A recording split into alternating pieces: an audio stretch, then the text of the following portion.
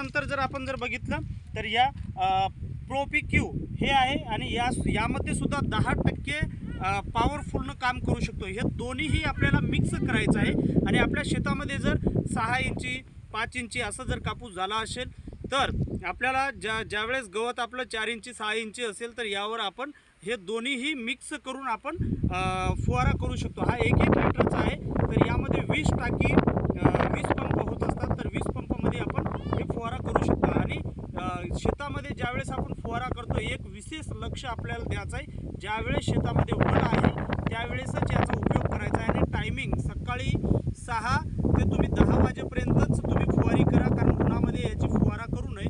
आणि सायंकाळी 4-5 नंतरच तुम्ही फुवारा 6-7 पर्यंत करू शकता, कारण उन्हामध्ये केलं तर हा धरण्यात येत नाही, तर मित्र पॉवर कमी होत असतो। यासाठी फुल पॉवरचे हे 2 बाटली आपण घेऊन वापरू शकता। याची किंमत योग्य ते कृषी केंद्र चालकासोबत आपण जाऊन कृषी केंद्र चालकासोबत पूर्ण माहिती घेऊन याचा वापर करू शकता।